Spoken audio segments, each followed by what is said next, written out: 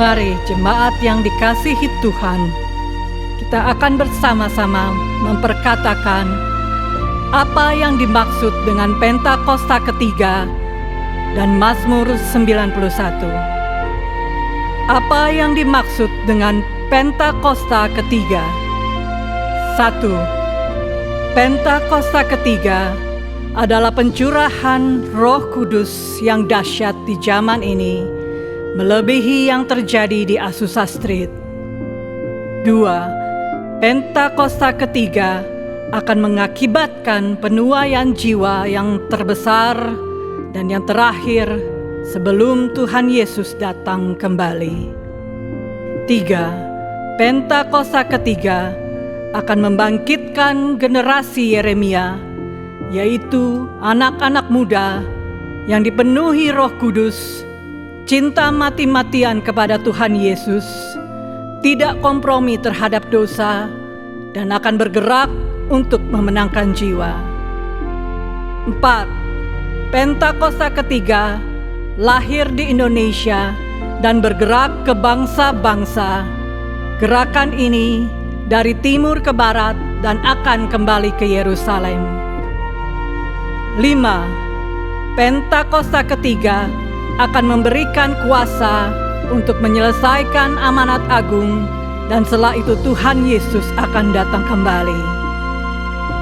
Dan mari bersama kita sepakat dan percaya mendeklarasikan firman Tuhan yang tertulis dalam Mazmur 91. Dalam lindungan Allah.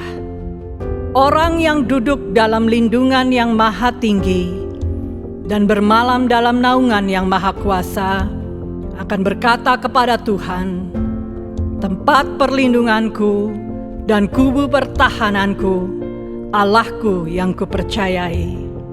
Sungguh, Dialah yang akan melepaskan engkau dari jerat penangkap burung, dari penyakit sampar yang busuk.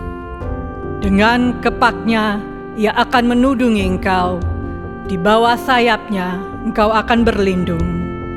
Kesetiaannya ialah perisai dan pagar tembok. Engkau tak usah takut terhadap kedahsyatan malam, terhadap panah yang terbang di waktu siang, terhadap penyakit sampar yang berjalan di dalam gelap, terhadap penyakit menular yang mengamuk di waktu petang. Walau 1000 orang rebah di sisimu dan 10.000 di sebelah kananmu, tetapi itu tidak akan menimpamu. Engkau hanya menontonnya dengan matamu sendiri dan melihat pembalasan terhadap orang-orang fasik. Sebab Tuhan ialah tempat perlindunganmu, yang maha tinggi telah kau buat tempat perteduhanmu. Malapetaka tidak akan menimpa kamu, dan tulah tidak akan mendekat kepada kemahmu. Sebab malaikat-malaikatnya akan diperintahkannya kepadamu untuk menjaga engkau di segala jalanmu. Mereka akan menatang engkau di atas tangannya, supaya kakimu jangan terantuk kepada batu. Singa dan ular tedung akan kau langkahi, engkau akan menginjak anak singa dan ular naga. Sungguh hatinya melekat kepadaku, maka aku akan meluputkannya. Aku akan membentenginya, sebab ia mengenal namaku. Bila ia berseru kepadaku, aku akan menjawab. Aku akan menyertai dia dalam kesesakan. Aku akan meluputkannya dan memuliakannya.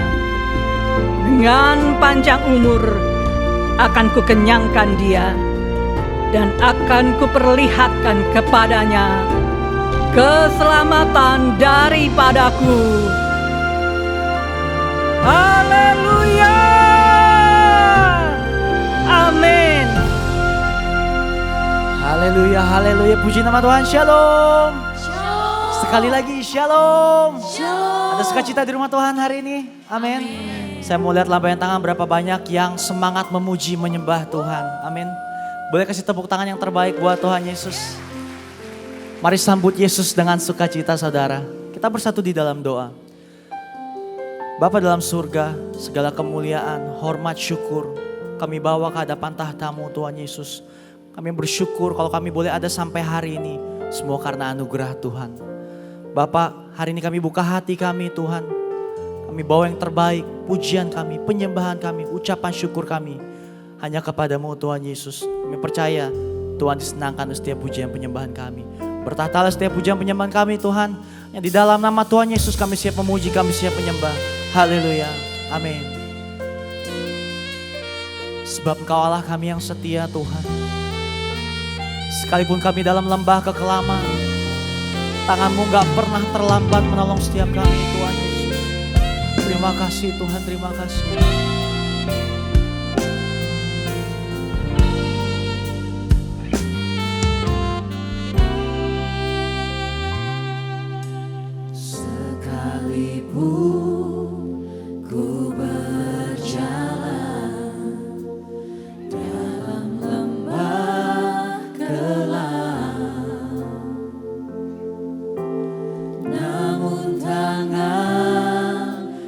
Selalu menopang hidupku saat ku dalam ketakutan. Kau hadir di sisiku. Kau berkata, jangan beriku kemenangan.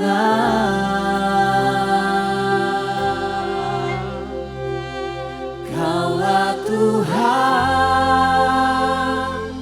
yang berjanji, tak sekalipun Kau ingkari kesetiaan-Mu sungguh terbukti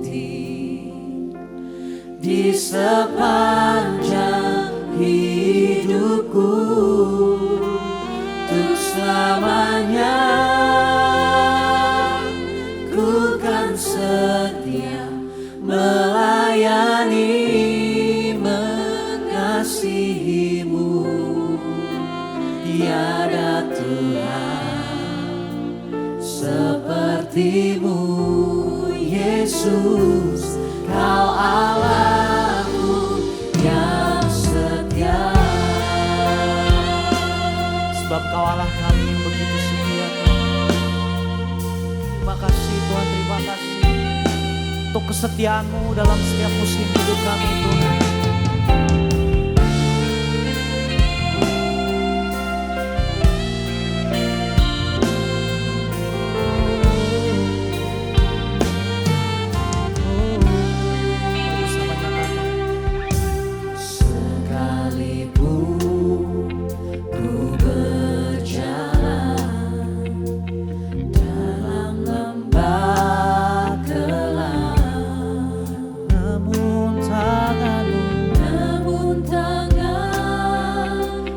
Selalu menopang hidupku saat ku dalam ketakutan. Kau hadir di sisiku. Kau berkata jangan takut. Kau berkata jangan takut, Kau beriku kemenangan. Sama nyatakan, Kaulah Tuhan yang berjanji, tak sekalipun Kau ingkari kesetiaan-Mu sungguh terbukti di sepanjang hidupku, untuk selamanya. Selamanya ku kan setia melayani, mengasihi-Mu. Tiada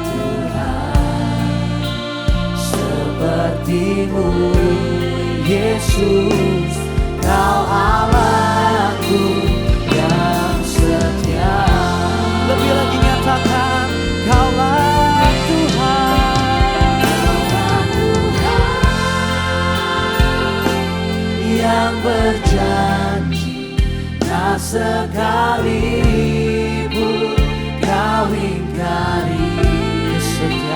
Kesetiaan sungguh terbukti di sepanjang hidupku, untuk selamanya ku kan setia melayani, mengasihimu. Tiada sepertimu, Yesus, Kau Allahku yang setia. Berikan imanmu, nyatakan Kaulah Tuhan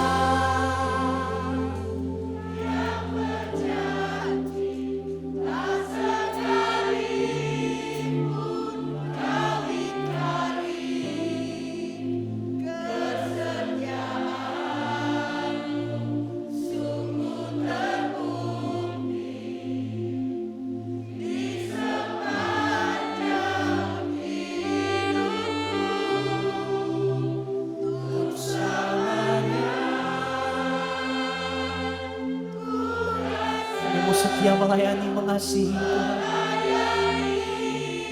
mengasihimu. Tiada Tuhan sepertimu, Yesus, Kau Allahku yang setia. Sekali lagi nyatakan, Kaulah Tuhan. Kaulah Tuhan yang berjanji tak sekalipun kau ingkari. Kesetiaanmu sungguh terbukti di sepanjang hidupku, untuk selamanya ku kan setia. Ini janji iman setiap kami itu, untuk selalu melayani, mengasihi. Tiada Tuhan sepertimu, Yesus, Kau Allahku yang setia. Kasih tepuk tangan yang terbaik buat Tuhan Allah kita. Mari bersama nyatakan, Kaulah Tuhan yang berjanji tak sekalipun kau ingkari.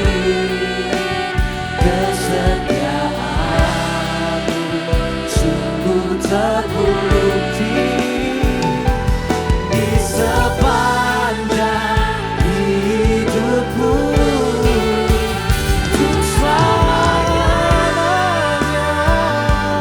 ku kan setia melayani, mengasihimu. Tiada Tuhan sepertimu, Yesus, Kau Allahku yang setia. Tiada Tuhan sepertimu, Yesus, Kau Allahku yang setia. Tiada yang sepertimu,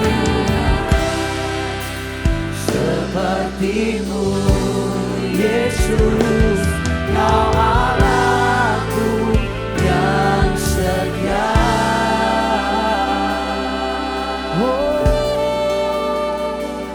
Kau Allahku yang setia, Tuhan kami yang setia. Tak pernah Kau tinggalkan kami, selalu ada bagi setiap kami, selalu menolong kami.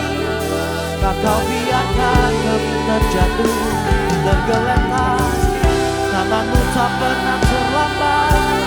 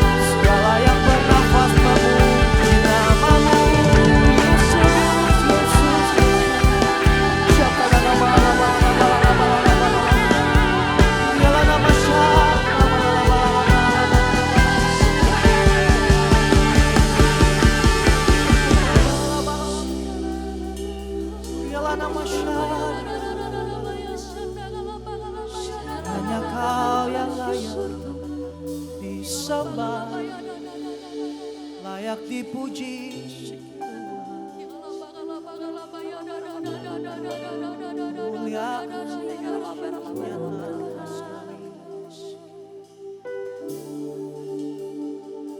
Dalam Kristus ku percaya ada kemuliaan di balik salib,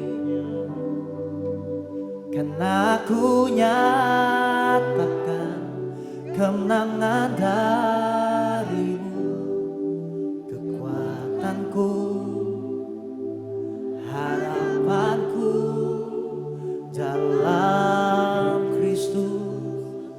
Ku percaya ada kemuliaan di balik salibnya. Aku nyatakan kemenangan darimu, kekuatanku, harapanku. Sekali lagi nyatakan, dalam Kristus kami percaya ada kemuliaan di balik salib. Aku nyatakan kemenangan darimu, kekuatanku, harapanku dalam Yesus. Let's sing in Christ alone, in Christ alone. I place my trust and find my glory in the power of the Lord. Every victory, let it be said of me. My source of strength, my source of hope is Christ alone, is Christ alone. Sambil angkat kedua tanganmu, bisa menyatakan, in Christ alone, I place my trust and find my glory in the power of the God. In every victory, let it be said of me, my source of strength, my source of hope, in Christ alone, I place my trust and find my glory in the power of the Lord. Every victory, let it be said of me, my source of strength, my source of hope, my source of strength, my source of strength, my source of hope, my source of strength, my source of strength, my source of hope is Christ alone. Tepuk tangan yang terbaik buat Tuhan Allah kita. Sorakan haleluya. Sebab kalau satu-satunya Tuhan, satu-satunya Allah kami, dan hanya kepada nama Yesus kami percaya. Terima kasih Tuhan, terima kasih. Kami siap lebih lagi buat Tuhan. Mari siap engkau yang siap bersuka cita lebih lagi, katakan amin. Shalom saudara. Sekali shalom. Bersuka cita di rumah Tuhan. Kalau bersuka cita, tepuk tangan di atas kepala. Come on sama-sama. Yeah. Sebab hari ini harinya Tuhan. Amin. Sama nyatakan, hari ini hari yang telah dijadikan Tuhan. Mari kita bersuka. Katakan hari ini, come on. Hari ini hari yang telah dijadikan Tuhan. Mari kita bersuka dalam Tuhan. Katakan bersuka, bersuka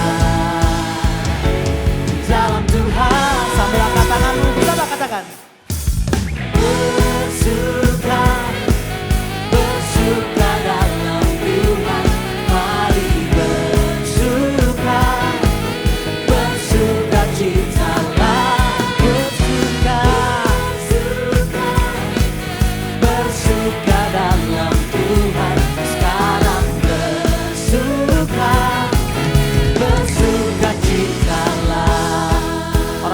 sukacita sorakan.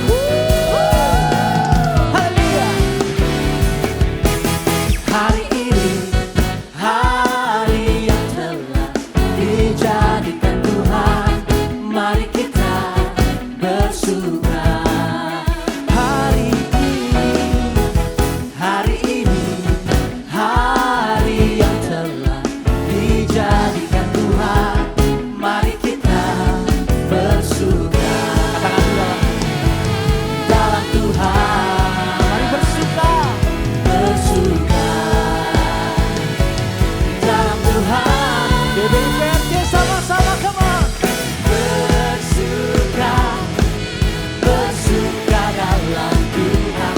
Mari bersuka, bersuka citalah. Bersuka, bersuka dalam Tuhan. Sekarang bersuka, bersuka cita. Sekali lagi nyatakan bersuka. Bersuka, bersuka dalam Tuhan. Mari bersuka, bersuka citalah. Bersuka, bersuka, bersuka dalam Tuhan. Sekarang bersuka, bersuka citalah. Umat-umat yang penuh dengan sukacita, kasih tepuk tangan terbaik buat Tuhan kita. Haleluya. Kalau saudara diberkati Tuhan, saudara ditolong Tuhan, saudara patut bersukacita hari ini, amin. Harus kasih yang terbaik buat Tuhan Allah kita.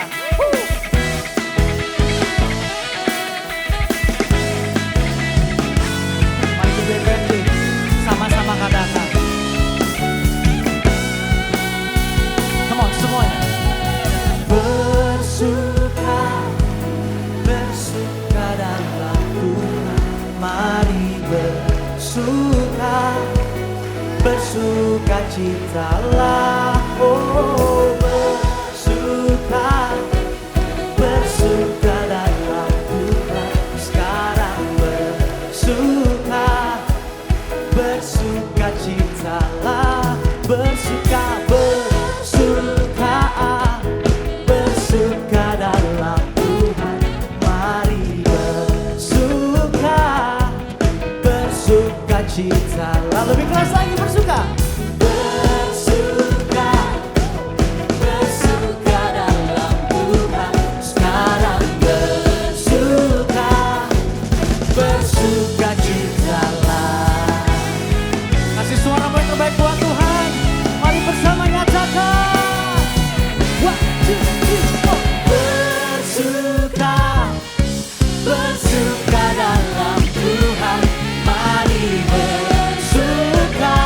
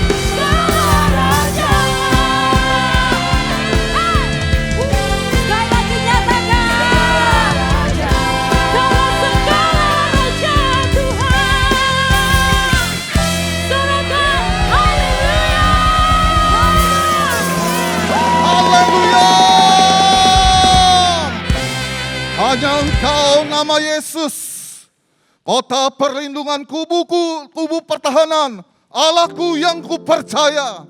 Tuhan, pada hari ini Tuhan, kami mengarahkan hati dan tangan kami Tuhan.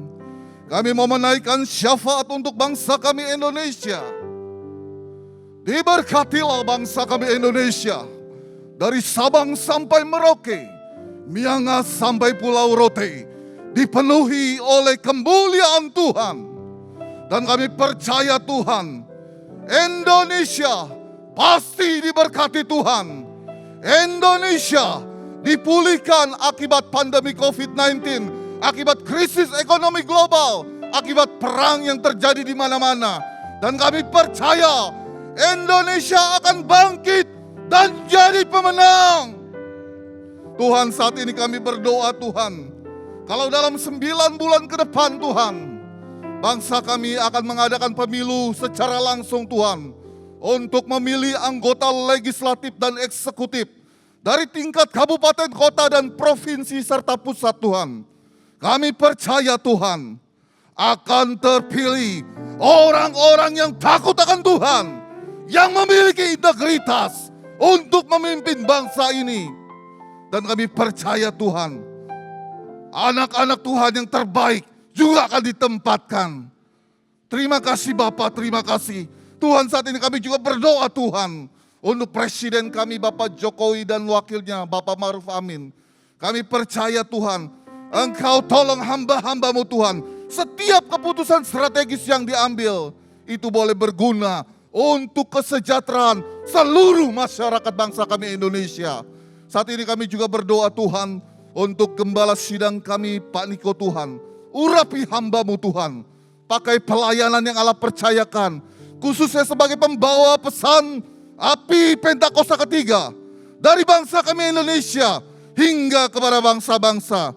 Engkau berkati Tuhan keluarga besarnya, aman dalam lindungan Tuhan. Demikian pula untuk Gembala CK7 Dr. Rianto Tuhan. Urapi hambamu Tuhan, pelayanan yang engkau percayakan di CK7 Tuhan. Dan juga profesinya sebagai seorang dokter spesialis Tuhan, boleh menjadi berkat bagi banyak jiwa.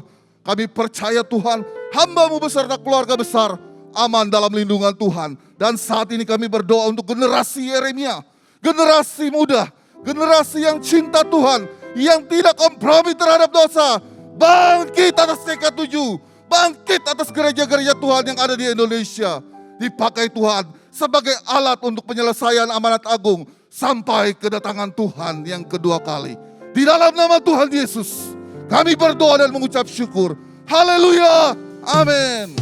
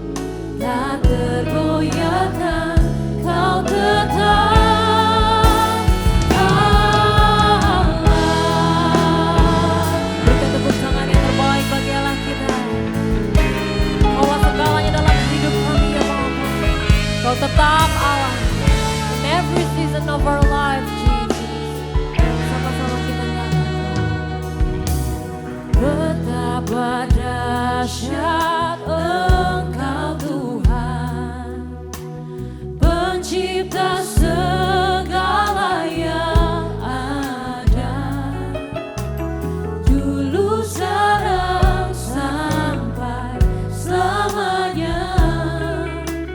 Hanya Engkau Tuhan, tak terselami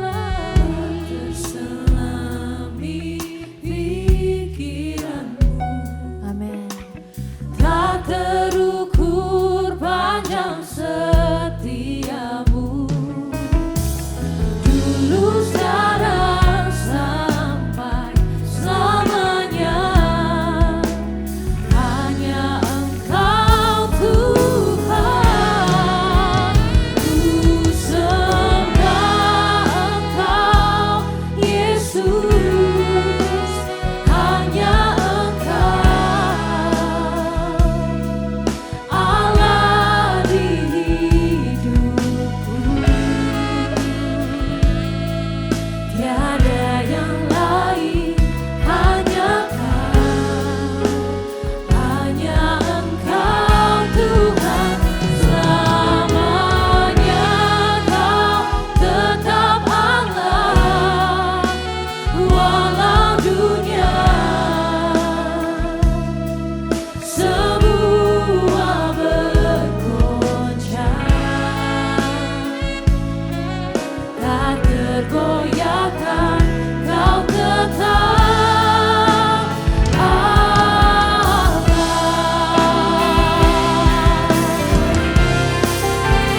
Ku sembah Engkau Yesus. Hanya Engkau Allah di hidupku,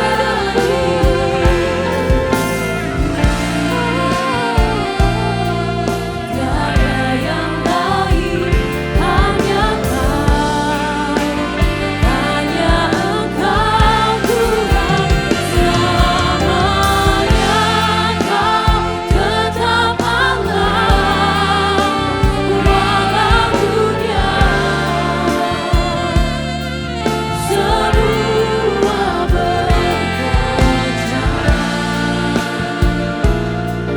tak tergoyahkan, Kau tetap Allah.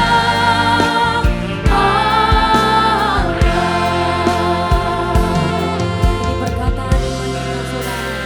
Ku sembah Engkau Yesus.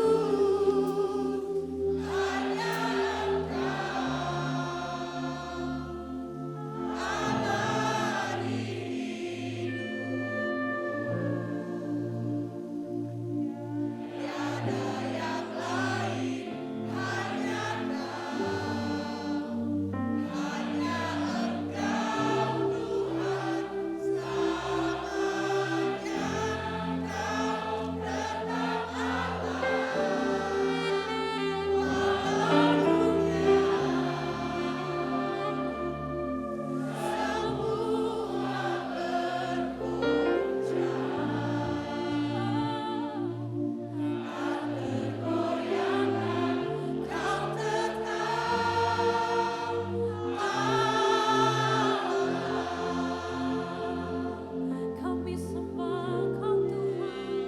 Ku sembah Engkau Yesus.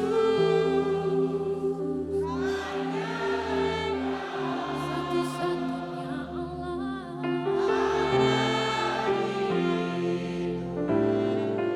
Dengan tangan terangkat kita sama-sama sembah Dia.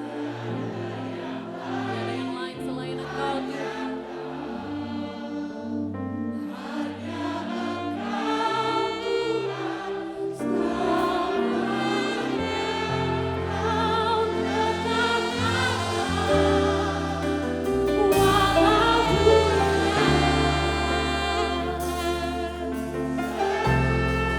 Masal dan pergumulan boleh ada di tengah-tengah kami. Kami mau deklarasikan Kau tetap Allah. Kau tetap Allah.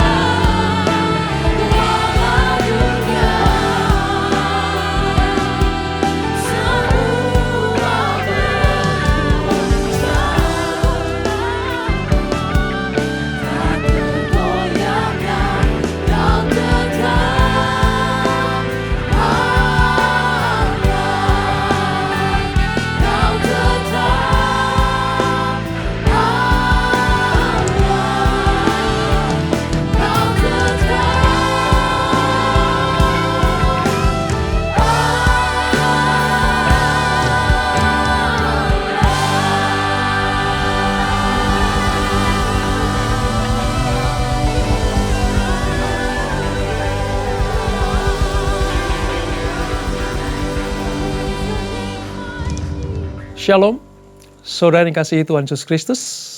Mari, sebelum kita mendengarkan kebenaran firman Tuhan, kita terlebih dahulu berdoa supaya Tuhan membukakan rahasia kebenarannya dan kita mendapatkan rema-rema di dalamnya dan kita aplikasikan di dalam kehidupan kita. Kita bersatu dalam doa. Bapa, terima kasih untuk anugerah-Mu. Kami sudah memuji dan menyembah Tuhan hari ini. Kami sudah mengeluh-elukan Tuhan. Kami sudah mengucap syukur atas segala rahmat dan kasih setia-Mu. Dan jika sebentar Engkau akan berfirman buat kami semuanya, kami sediakan telinga, hati, dan pikiran kami untuk dipenuhi dengan kehendak Allah, supaya kami hidup di dalam kebenaran-kebenarannya. Terima kasih Bapa, urapi kami semuanya, urapi hamba-Mu ini. Di dalam nama Yesus, mari yang siap diberkati dengan firman Tuhan, sama-sama kita katakan amin, amin, amin. Ya saudara, ketika kita ada di dalam sebuah situasi yang kurang mengenakan, ketika kita ada dalam situasi yang Tuhan izinkan penderitaan itu ada, maka yang kita nanti-nantikan adalah pertolongan daripada Tuhan. Nah, oleh sebab itu, hari ini saya beri judul firman Tuhan adalah bersyukur atas pertolongan Tuhan. Sekali lagi, bersyukur atas pertolongan Tuhan. Sebab dari Tuhanlah, dari Yesuslah pertolongan itu sungguh-sungguh kita perlukan. Supaya apa? Supaya kita mampu menghadapi masalah. Tidak lari dari masalah, tapi mampu menghadapi masalah. Kita belajar dari kehidupan Daud, bagaimana seorang raja yang besar ini mengalami hal-hal yang, saya rasa sangat menghimpit kehidupannya. Satu peristiwa bagaimana dia pernah merasakan dikejar oleh orang-orang yang tidak suka. Dalam hal ini Saul. Oleh sebab itu mari kita belajar dari kehidupan Daud supaya kita bisa keluar sebagai pemenang. Sama seperti Daud, keluar sebagai pemenang. Nah, sebelum kita membaca nats firman Tuhan hari ini saudara, saya ingin sampaikan dulu siapa sih Daud itu. Siapa orang yang sangat dikasihi Tuhan dalam Alkitab ini. Dia adalah anak bungsu dari Isai. Lahir di Bethlehem, ya, wilayah Efrata. Dari 8 bersaudara, dia anak bungsu. Dia pandai main kecapi. Setiap kali dia bertugas menggalakkan kambing dan domba ayahnya, dia sambil main kecapi, ya, berkidung bagi Tuhan, memuji nama Tuhan. Nah, di masa-masa mudanya dia diangkat Saul menjadi pembawa senjatanya. Kenapa? Karena Saul sangat mengasihi Daud ini. Dia diurapi oleh Nabi Samuel. Nanti akan dipersiapkan menjadi pengganti Saul. Daud juga sangat terkenal, sangat ikonik dengan apa? Dengan kemenangannya atas Goliat. Ya, kemenangannya atas Goliat itu menjadikan nama besar Daud itu melejit tinggi. Ya. Rakyat Israel sangat suka dengan Daud. Mereka mencintai Daud. Dan inilah yang membangkitkan rasa iri dan dengki Saul kepadanya. Oleh sebab itu, Saul sampai harus mengejar-ngejar Daud. Karena Saul dalam pikirannya berkata begini, kalau Daud sudah dielu-elukan oleh orang Israel, maka sebentar lagi pasti dia akan menggeser kedudukanku sebagai raja. Itu pikiran Saul. Dan benar saudara, sepeninggalan Saul, Daud diurapi oleh orang-orang Israel menjadi raja atas 12 suku Israel. Dan Alkitab mencatat, Daud ini sangat dikasihi Tuhan. Mengapa? Karena hati Daud itu sangat berkenan kepada Tuhan. Nah, saudara lihat, dari apa yang saya ceritakan ini, reputasi Daud itu seperti itu. Ya, sangat dikasihi Tuhan, diurapi Nabi Samuel, dibenci oleh rajanya sendiri, termasuk dia adalah mertuanya sendiri yaitu Saul, lari dikejar kemana-mana. Tetapi Daud mampu duduk sebagai raja Israel, memerintah 12 suku Israel yang sangat-sangat dikagumi dan diberkati Tuhan. Nah, dari reputasi Daud yang sedemikian hebatnya ini, cemerlang sekali. Ya. Tapi mari kita lihat, apakah dapat diraih dengan mudah? Apakah Daud mendapatkan kedudukan raja dengan mudah? No. Daud harus mengalami masa-masa sulit dalam kehidupannya. Daud harus mengalami masa-masa penderitaan yang notabene tidak dilakukannya. Tapi dia harus menderita. Makanya kita punya pikiran begini saudara, bahwa orang Kristen diizinkan menderita. Supaya apa? Supaya kemuliaan atas kemenangan penderitaan itu dapat kita raih. Demikian pula Daud mengalami kemuliaan dari Tuhan setelah menang atas penderitaan, menang atas masalah. Daud tidak pernah lari dari masalah, ya. Oleh sebab itu, mari kalau kita punya masalah, kita problem yang besar dalam hidup ini, jangan pernah lari dari masalah. Datang kepada Tuhan, sama seperti Daud melakukannya. Mari kita lihat, mengapa Daud punya masalah, saudara, yang besar sekali. Menurut saya ini masalah yang menghimpit Daud besar sekali. Sampai-sampai dia harus melarikan diri dari Saul. Kita buka di dalam 1 Samuel pasal yang ke-18. 1 Samuel pasal yang ke-18 ayat 6 sampai 9. Ini kisahnya. Ya, tadi saya ceritakan ya bahwa Saul itu sangat suka sekali dengan Daud pada mulanya. Kemanapun orang Israel perang, zaman Raja Saul, Daud dibawa dan selalu menang. Dan ketika mereka pulang dari berperang, membawa jarahan, mengalahkan para musuh, pasukan Israel masuk ke kota Yerusalem, mereka dielu-elukan oleh penduduk Yerusalem. Tapi mari kita lihat, masalahnya mulai timbul ketika Saul dan Daud pulang perang, dielu-elukan oleh orang Israel. Ayat 6 dari 1 Samuel pasal 18, Alkitab kita Perjanjian Lama halaman sekitar 317. Demikian firman Tuhan. Saul benci kepada Daud.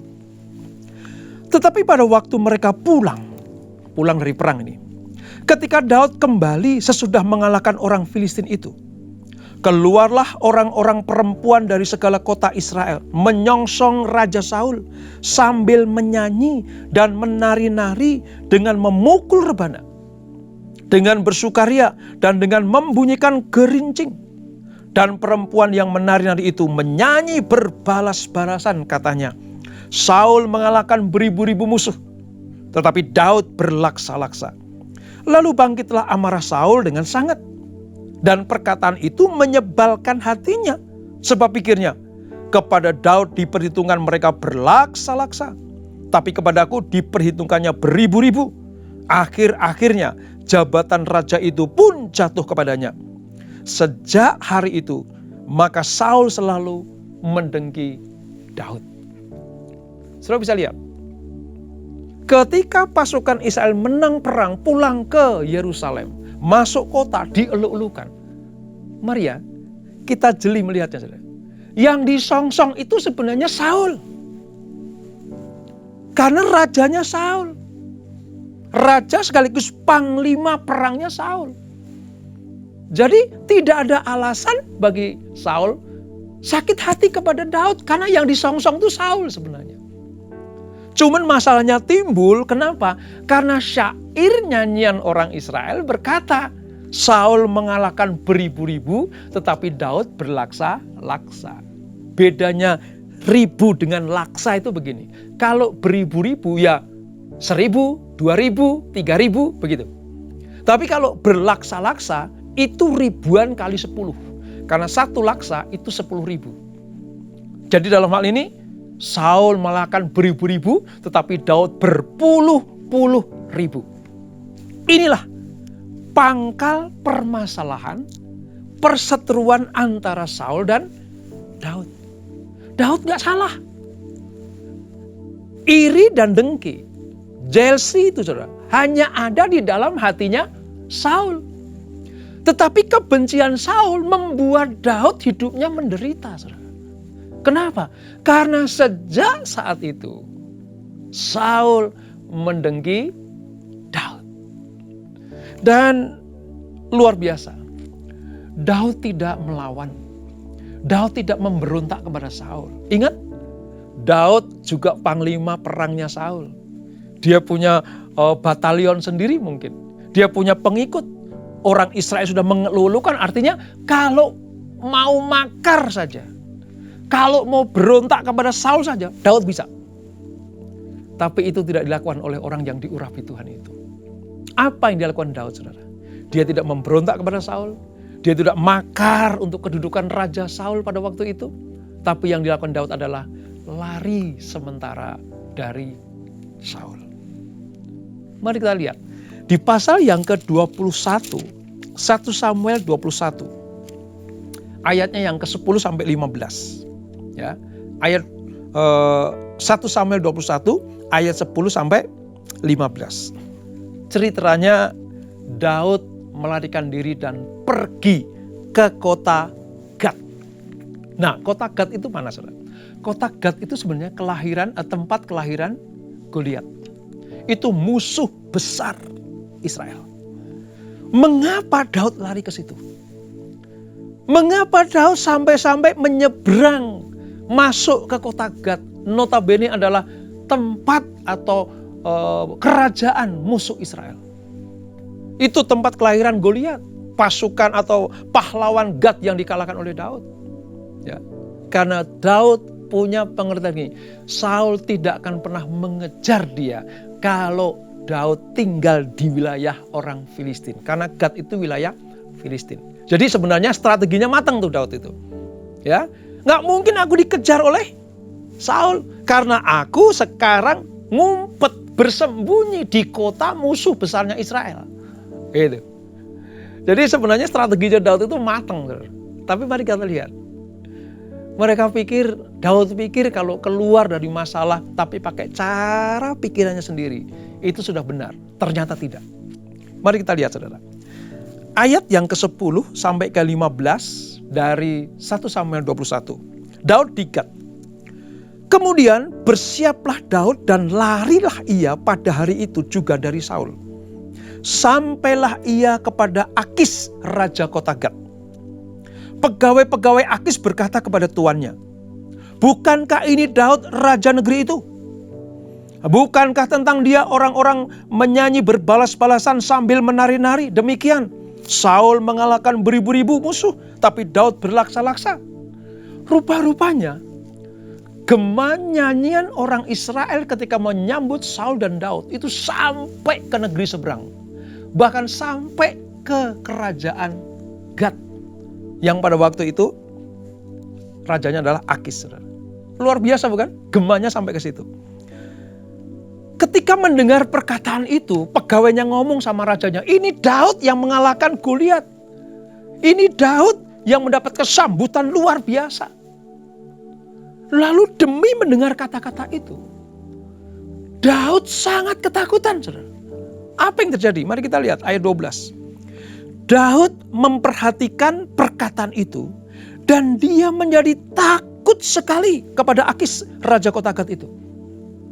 Sebab itu ia berlaku seperti orang yang sakit ingatan di depan mata mereka dan berbuat pura-pura gila di dekat mereka. Wow. Tadi reputasinya luar biasa. Goliat dikalahkan. Ya. Perang kemanapun menang.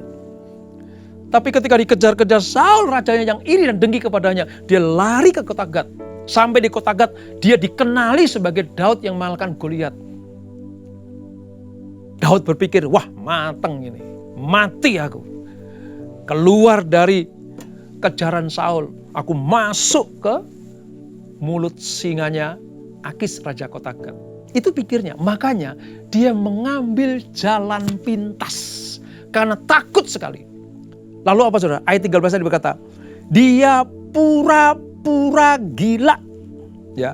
Sebab itu ia berlaku seperti orang yang sakit ingatan di depan mata mereka. Dan berbuat pura-pura gila di depan mereka. Ia menggores-gores pintu gerbang dan membiarkan ludahnya meleleh ke janggutnya. Lalu berkatalah Akis kepada para pegawainya, "Tidakkah kamu lihat bahwa orang itu gila? Mengapa kamu membawa dia kepadaku? Kekurangan orang gilakah aku? Maka kamu bawa orang ini kepadaku, supaya ia menunjukkan gilanya dekat aku. Patutkah orang yang demikian masuk ke rumahku?" So lihat. Ya, Daud gak bersalah terhadap Saul. Ya, Daud tidak melakukan kejahatan apapun kepada Saul. Tetapi ketika dia lari ke Gad, dia betul-betul merasakan bahwa apa? Ketakutan melanda dalam dirinya.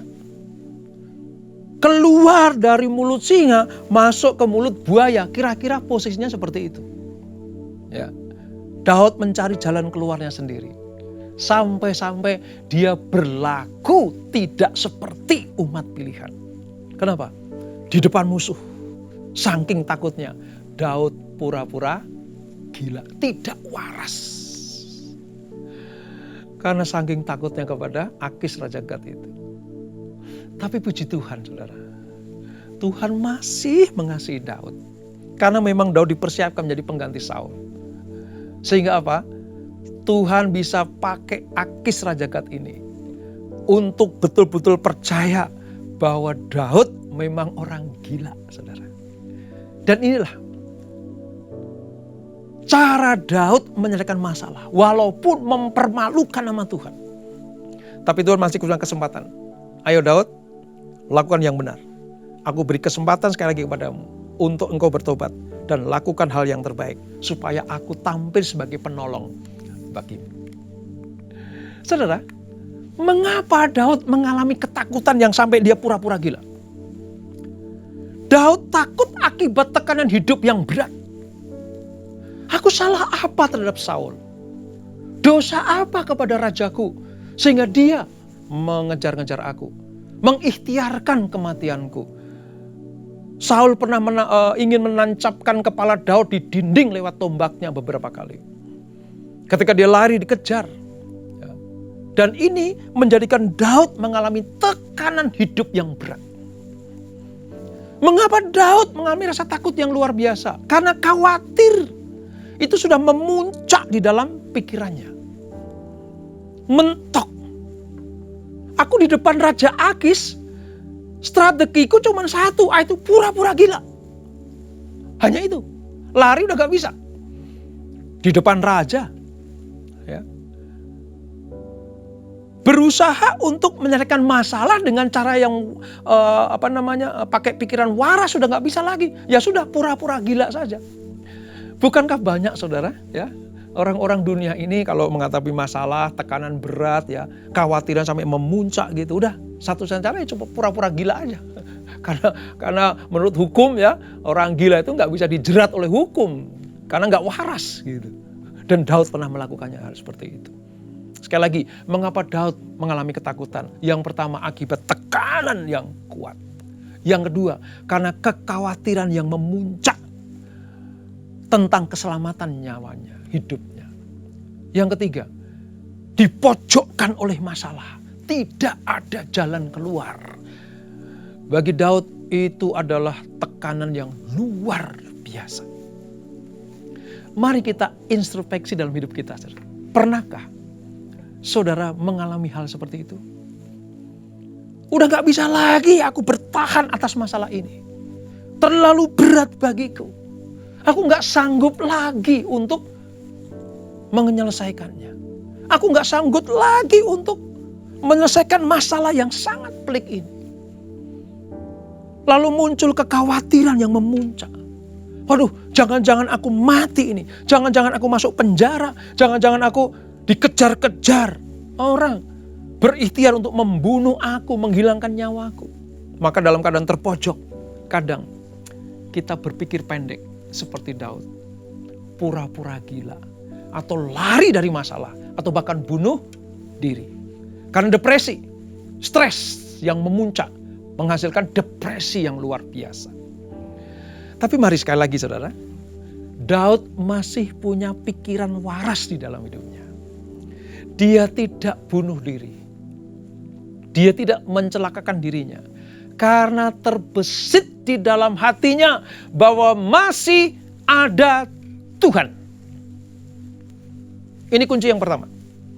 Ketika kita menghadapi masalah yang berat, yang pelik, susah diselesaikan. Ingat baik-baik. Sebagai anak Tuhan, kita harus ingat masih ada Tuhan. Oleh sebab itu, Daud menceritakan bagaimana jalan keluarnya ketika dia menghadapi masalah yang pelik seperti ini. Karena tahun-tahun berikutnya, Daud menulis sebuah mazmur tentang peristiwa ini, saudara.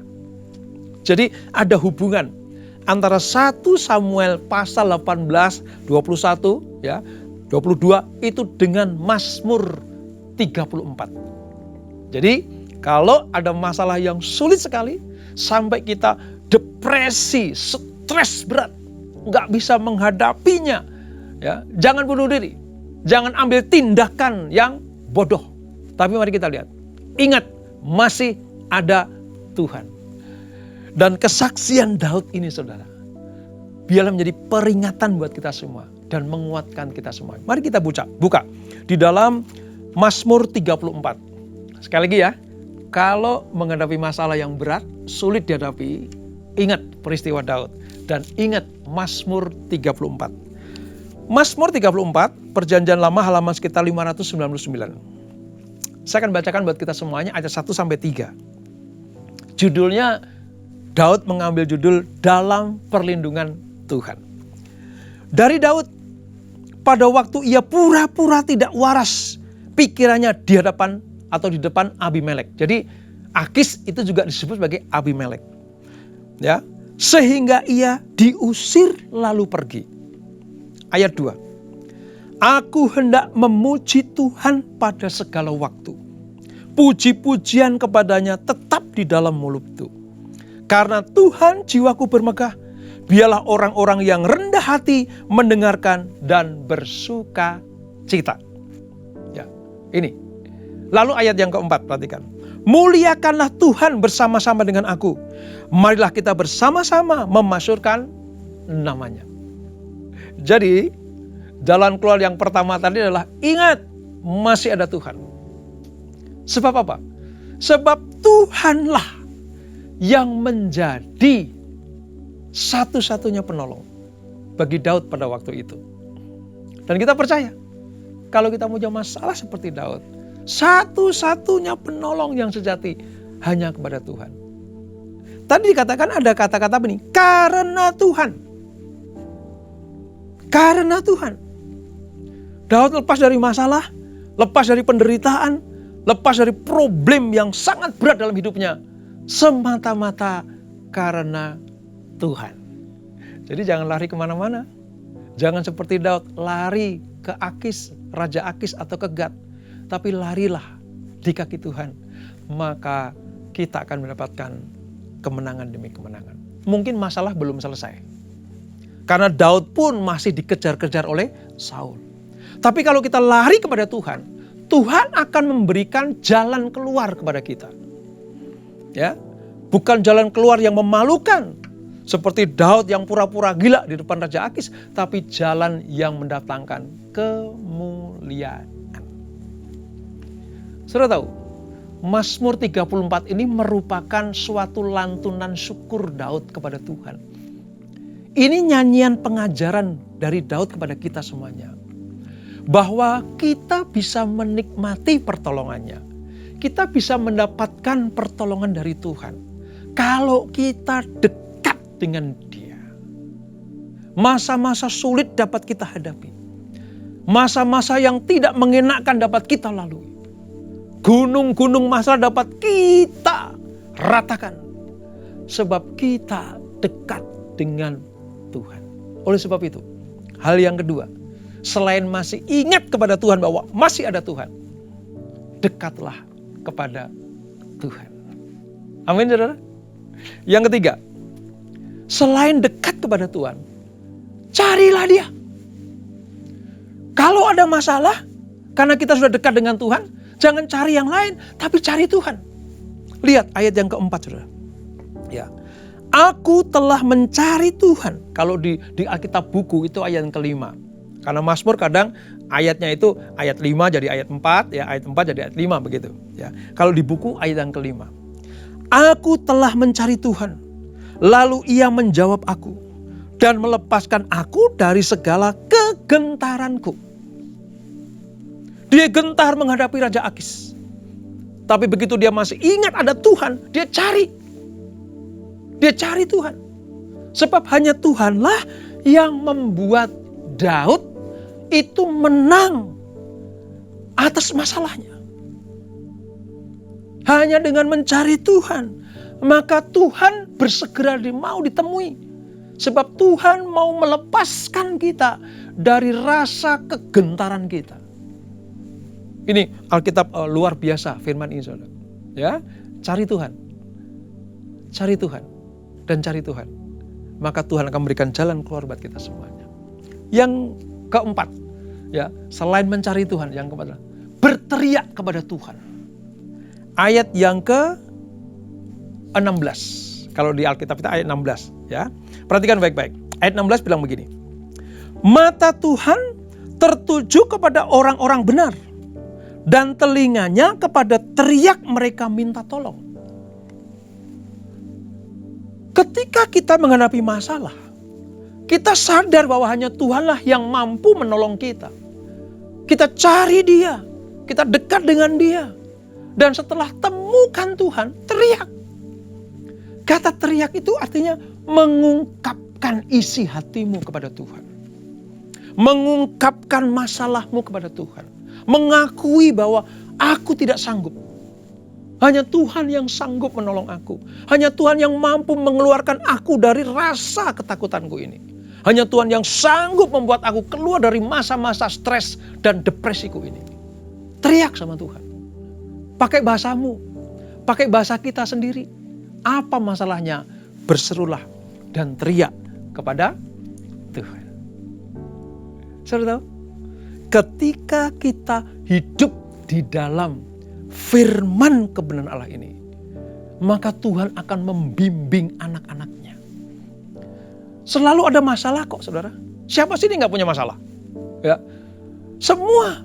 Nggak pandang manusia dari mana, umur berapa, kedudukannya apa, statusnya apa. Semua manusia punya masalah. Tapi puji Tuhan, sebagai orang percaya, lewat firman Allah ini kita diberikan jalan keluar. Seperti Daud mendapatkan jalan keluar dari masalahnya. Demikianlah Tuhan mau kita juga mendapatkan jalan keluar dari setiap masalah kita. Oleh sebab itu, kunci menerima pertolongan Tuhan harus kita miliki. Apa itu? Yang pertama, takut akan Tuhan. Takut akan Tuhan. Mari kita lihat. Di dalam pasal 34, semuanya pasal 34 ya saudara ya. Ayatnya yang ke-10. Ayat 10, bilang gini. Takutlah akan Tuhan, hai orang-orangnya yang kudus. Sebab tidak berkekurangan orang yang takut akan Dia. Mazmur tentang pertolongan Tuhan ini dilengkapi dengan jalan keluar atau kunci untuk menerima pertolongan Tuhan. Daud mengajarkan buat kita semuanya, memberikan teladan buat kita semuanya. Kalau kalian menghadapi masalah, nomor satu adalah takut akan Tuhan. Itu kuncinya. Orang yang takut akan Tuhan itu mendapatkan posisi di mata Tuhan sebagai orang yang benar. Orang yang layak ditolong. Orang yang mendapatkan prioritas untuk ditolong dari masalahnya oleh Tuhan. Daud memberikan pelajaran buat kita semuanya. Jadi mari, rasa takut akan Tuhan itu artinya mengakui bahwa Tuhanlah yang patut kita sanjung, kita sembah. Jalan keluar satu-satunya hanya di dalam Tuhan Yesus. Kunci yang kedua, supaya kita mendapatkan pertolongan dari Tuhan, berseru kepada Tuhan. Lihat ayatnya yang ke-7. Ayat 7.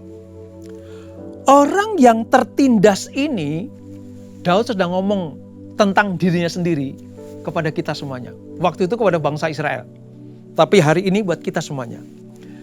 Orang yang tertindas ini berseru. Dan Tuhan mendengar.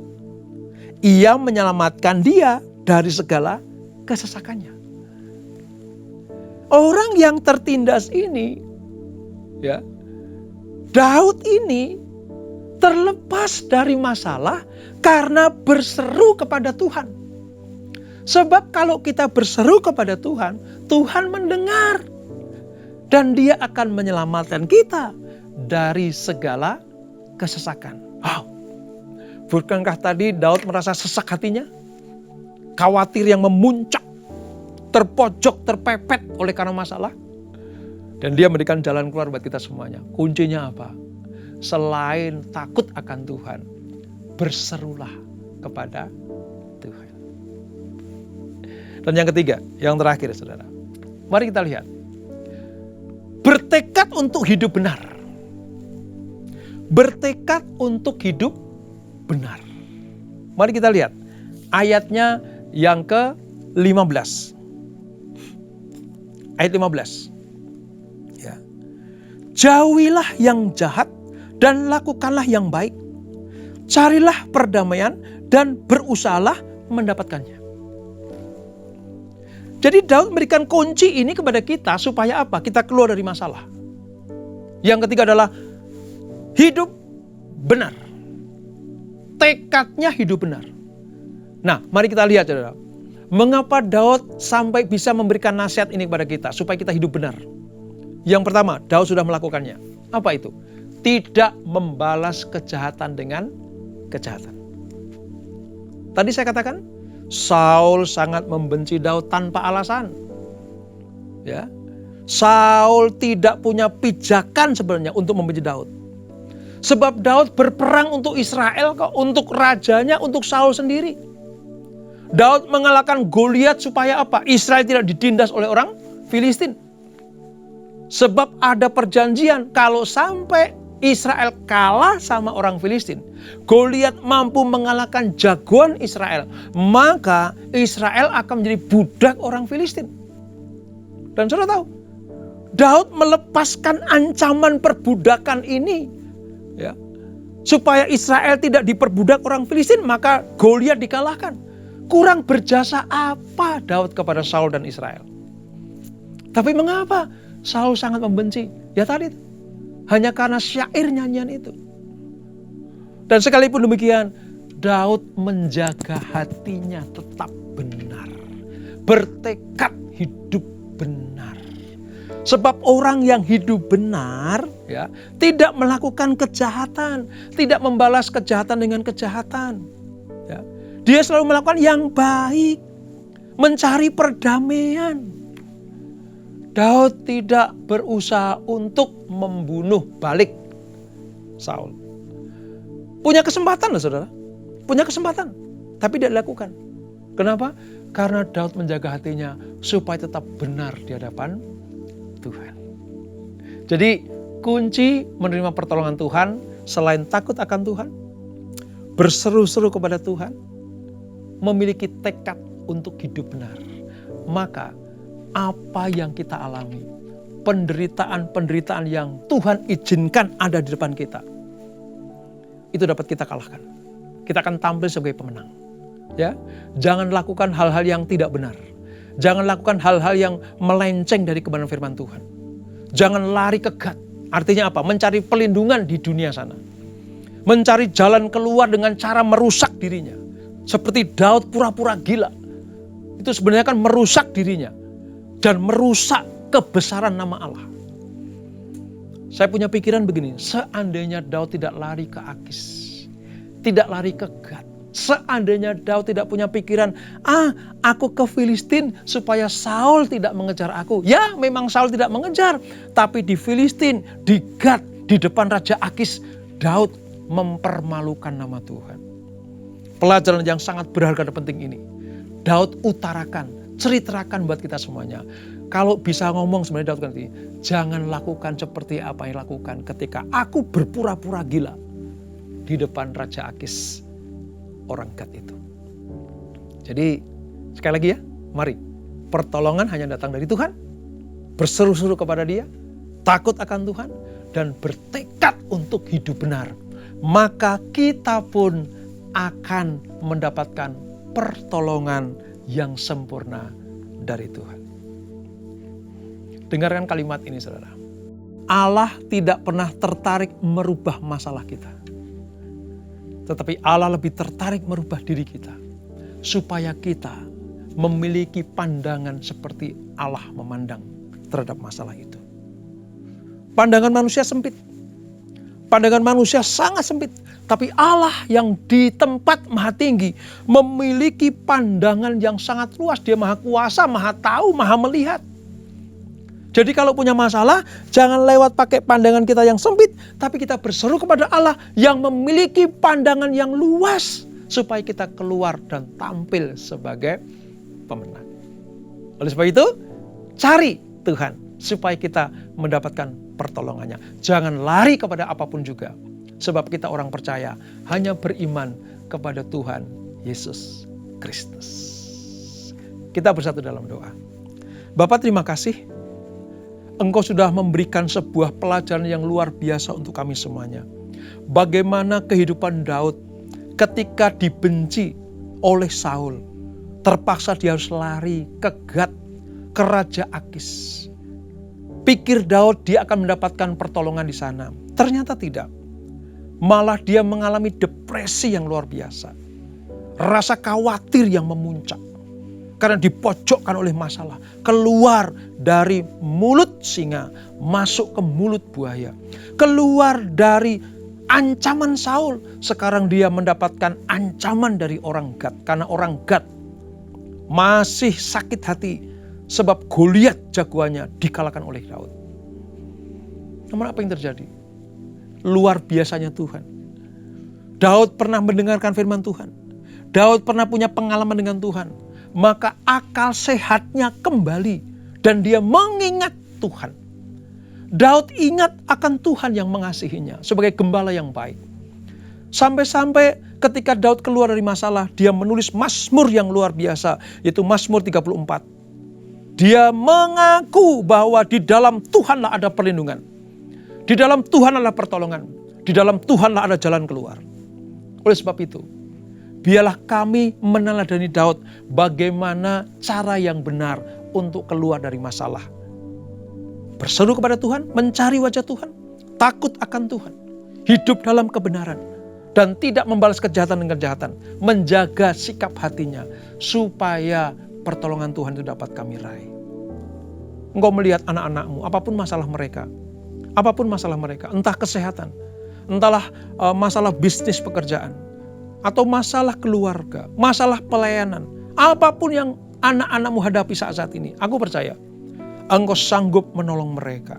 Kalau Daud sanggup ditolong Tuhan, kalau Tuhan mampu mengeluarkan Daud dari permasalahannya dan menjadikan dia pemenang, maka Tuhan yang sama yang kami sembah, Tuhan Allah Abraham, Ishak dan Yakub, yaitu Allah yang disembah oleh Daud, dan sekarang ini di dalam perjanjian baru kami kenal sebagai Tuhan Yesus Kristus yang sanggup menjadi penolong kami. Terima kasih Bapak. Kami percaya selama kami berharap pada Tuhan, maka kami akan mendapatkan pertolongan dari Tuhan. Dan kami selalu mengucap syukur atasnya. Terpuji namamu kau selama-lamanya, di dalam nama Yesus. Mari yang diberkati dengan firman Tuhan, sama-sama kita katakan amin. Tuhan Yesus memberkati.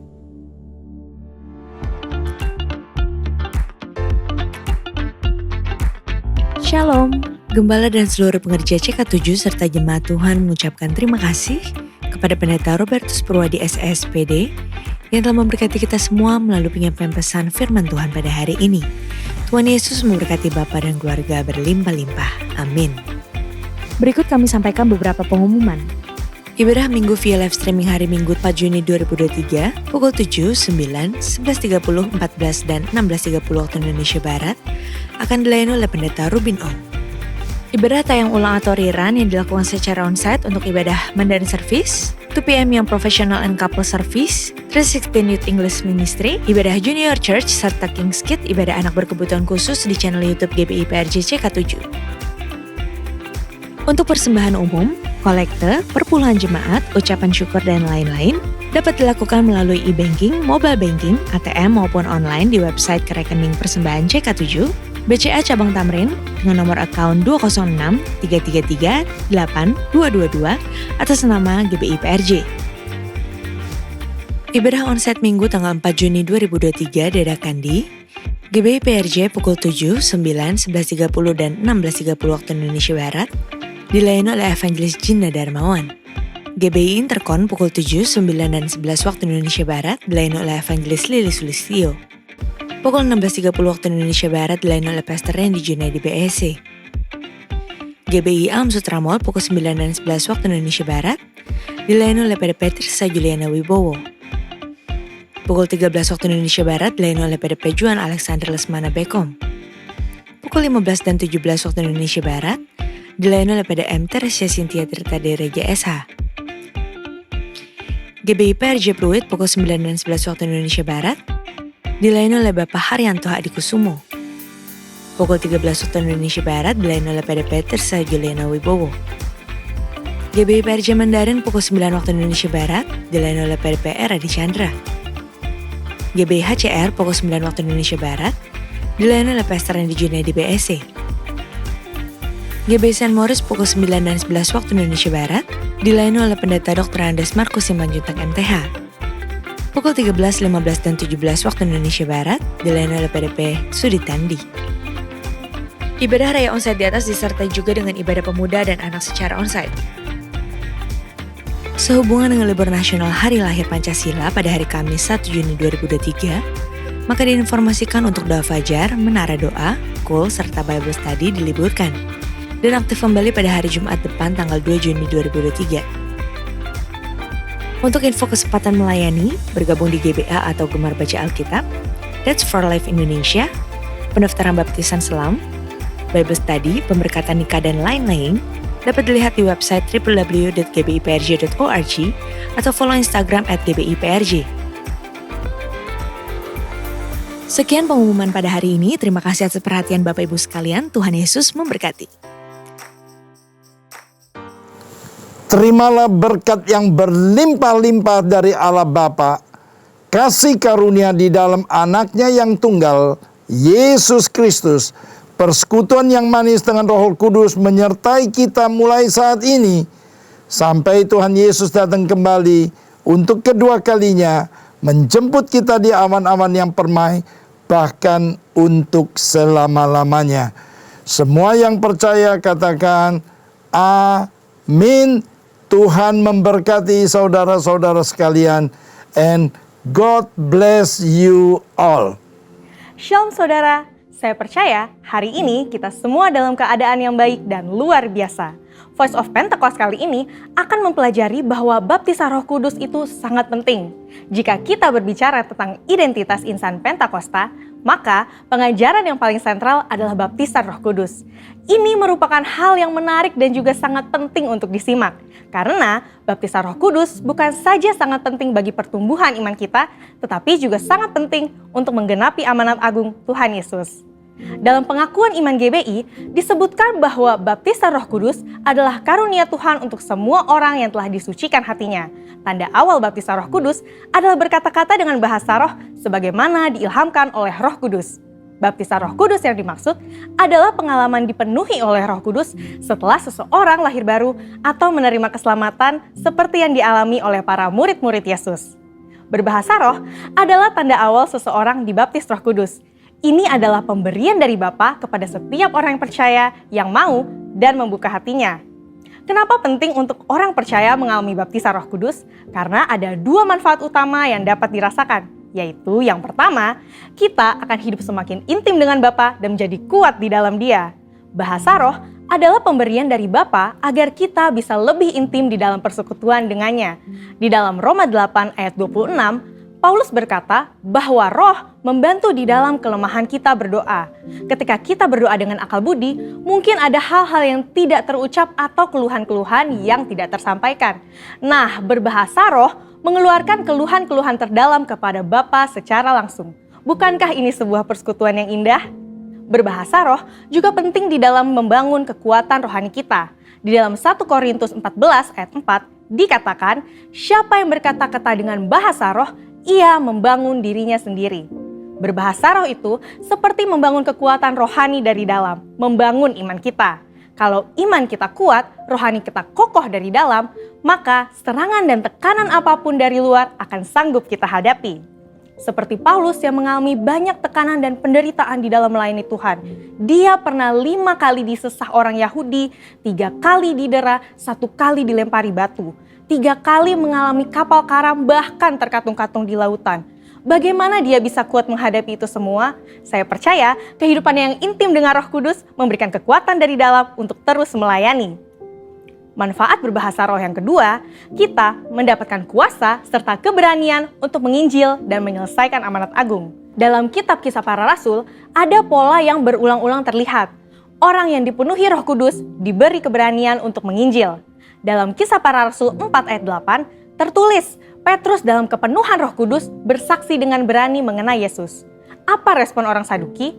Ayat 13 mencatat, sidang itu melihat keberanian Petrus dan Yohanes. Sesudah insiden di sidang itu, para murid berkumpul untuk berdoa.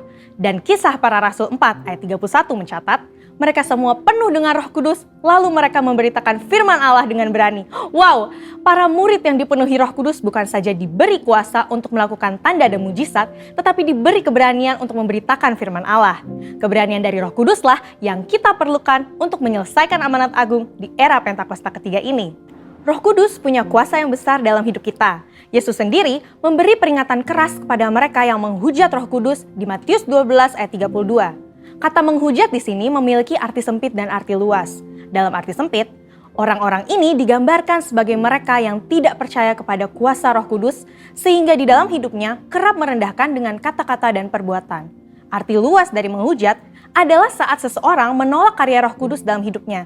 Dia mungkin melihat tanda dan mujizat dilakukan, pemberitaan Injil diberikan, tetapi hatinya terus-menerus menolak suara Roh Kudus yang lembut. Sampai pada akhir hidupnya, dia menolak keselamatan dan tidak dapat diampuni lagi. Jangan sampai kita mendukakan Roh Kudus, apalagi menghujatnya. Mungkin ada saudara yang bertanya, bagaimana caranya agar saya bisa dibaptis Roh Kudus dan mendapatkan karunia berbahasa roh? Caranya adalah dengan meminta kepada Bapa yang baik. Yesus berkata, jika kamu yang jahat tahu memberi pemberian yang baik kepada anak-anakmu, apalagi Bapamu yang di sorga, Ia akan memberikan Roh Kudus kepada mereka yang meminta kepadanya. Sembari menantikan baptisan Roh Kudus, jangan pasif, tetapi teruslah berdoa, memuji, dan menyembah Tuhan dengan akal budi kita. Bapa pasti akan memberikan karunia Roh Kudusnya pada waktunya. Jadi, setelah mempelajari semua ini, pertanyaannya bukan haruskah kita dibaptis Roh Kudus, tetapi maukah kita dibaptis Roh Kudus? Mari terus bangun roh kita, buka hati kita sehingga kita dipenuhi Roh Kudus. Roh Kudus akan menguatkan kita dan memberi kita keberanian untuk menyelesaikan amanat agung di era Pentakosta ketiga. Saudara, untuk penjelasan lebih lengkapnya dari tim teologi kami, jangan lupa buka link yang ada di atas atau scan QR Code yang tersedia. Tuhan Yesus memberkati.